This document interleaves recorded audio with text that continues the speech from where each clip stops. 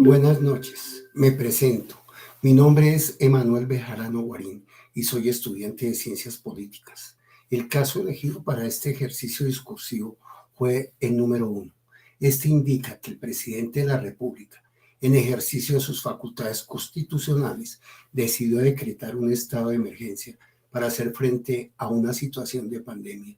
Dentro de las medidas que tomó, incluyó la suspensión de la actividad judicial a nivel general, permitiendo solamente la presentación de acciones de tutela que tengan que ver con derechos relacionados con la vida y la salud. De acuerdo con esto, todas las acciones y medios de control que garantizan el acceso a la justicia están suspendidas, incluyendo las relacionadas con el control de constitucionalidad, limitando así el derecho humano y fundamental al acceso a la justicia. Ahora bien, para desarrollar una solución suficiente y amplia, en primer lugar, deseo conceptualizar que es un estado de excepción.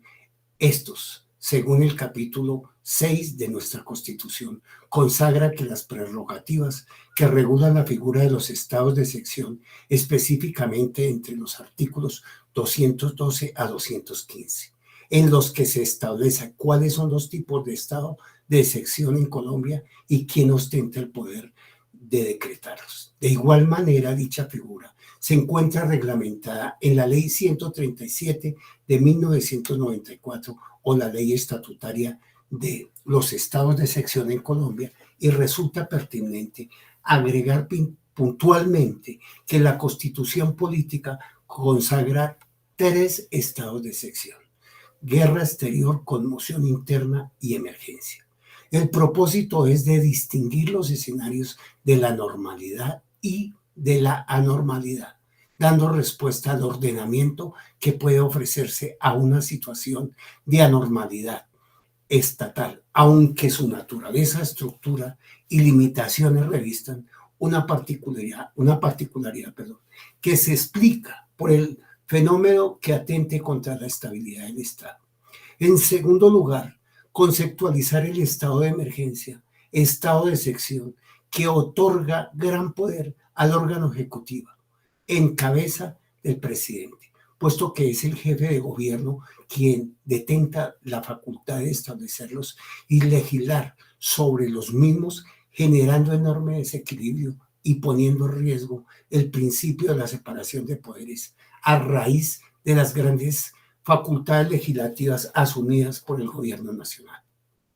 Teniendo en cuenta que el Estado de Derecho debe velar por el interés común y la legalidad del ordenamiento jurídico vigente, un estado de emergencia atenta con ello, pone en riesgo los intereses, fines estatales y representación democrática.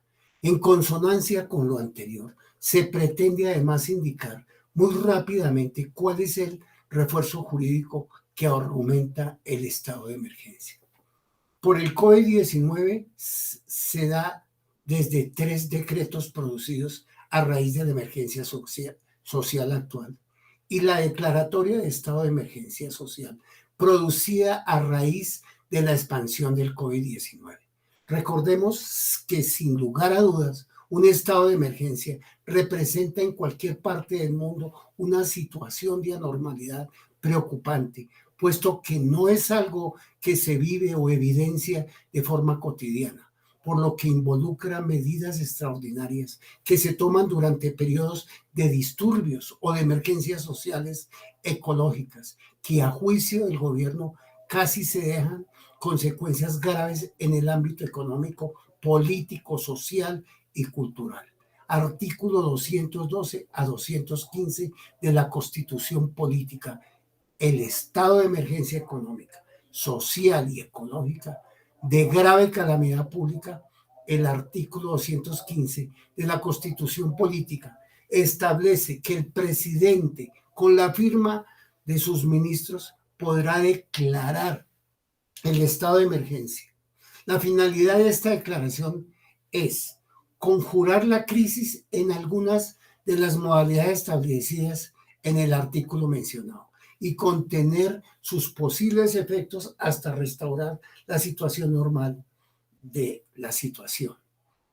Declaratoria del estado de emergencia se podrá dar por periodos de 30 días, que en cada caso sumados no podrán exceder de 90 días en el año calendario. En este estado de emergencia, el Congreso de la República puede reunirse por un lapso de 30 días prorrogables por acuerdo de las dos cámaras para examinar el informe dado por el gobierno respecto de las causas que dieron origen al estado de emergencia y las medidas adoptadas, y podrá pronunciarse sobre la convivencia y oportunidad de estas. Asimismo, durante el año siguiente a la declaratoria, podrá derogar, modificar o adicionar los decretos de emergencia. Otro aspecto importante de este estado de emergencia es el que el gobierno debe enviarle a la Corte Constitucional al día siguiente de su expedición los decretos legislativos que dicte, con la finalidad de que ésta analice su constitucionalidad. Como se observa, el gobierno cuenta con amplias facultades durante la declaratoria. De cualquiera de los estados de excepción se estableció un amplio control sobre los decretos legislativos durante estos estados, teniendo en cuenta además que nos encontramos en un estado social de derecho, donde prima la protección de los derechos fundamentales de sus habitantes. Siendo así, surge la pregunta sobre el uso del Poder Judicial frente a la situación de estado de emergencia. Según ello, el artículo 215, en compañía de algunos decretos, señalan que el presupuesto se ocupa de reglamentar los asuntos pertenecientes a la salud pública y la económica a nivel nacional, priorizando la cobertura del derecho a la salud para no ver en gran medida la muerte inminente de la población. Un presupuesto valorativo que se ocupa de analizar las estrategias de prevención, mitigación y restricciones adoptadas para hacer frente al virus. Analiza además la afectación del empleo, las falencias y los puntos fuertes del Sistema Nacional de Salud y las incalculables pérdidas. Finalmente, un presupuesto justificativo donde el gobierno se ocupa de adecuar la declaratoria del estado de excepción a presupuestos normativos, exponiendo las razones y motivos que obligaron a adoptar medidas de rango legislativo, en aras de contrarrestar las graves e improvistas consecuencias derivadas de la propagación del nuevo coronavirus. COVID-19. El artículo 215 de la Constitución Política de Colombia dispone de un test que contiene los requisitos materiales y sustantivos que resultan menester cumplir para proceder con la declaración de un estado de emergencia. Requisitos se reducen entonces al cumplimiento del presupuesto fático compuesto de 3 juicios: juicio de la realidad, de identidad, de sobrevivencia, y del presupuesto valorativo, que se reduce al juicio de necesidad. La presente resolución fue expedida por el Ministerio de Salud y Protección Social, facultada por el artículo 2 de la Constitución Política, con el objetivo primordial de proteger a todas las personas residentes en Colombia y garantizar el derecho fundamental de la salud. Por eso, en esta se dictaron las medidas para hacer frente al virus. En Colombia, la Constitución Política, en su artículo 49, establece que toda persona tiene el deber de procurar el cuidado integral de su salud y de su comunidad. Y asimismo, el artículo 95 de la Carta Magna Nacional, en su redacción, incluye un principio básico para poder hacer un efecto goce de este derecho fundamental, y es de solidaridad para prevenir y evitar todo peligro o situación que vulnere o ponga en inminente riesgo la salud de la población, respondiendo además a toda acción humanitaria tendiente a garantizarlo y protegerlo. En lo anterior se observa que gran parte las normas decretadas durante el estado de excepción generado por la pandemia del COVID-19 iban dirigidos a salvaguardar el bienestar general, que es un fin básico del Estado social de derecho. Bibliografía. Cifuentes, Eduardo, 2002. Los estados de excepción constitucional en Colombia.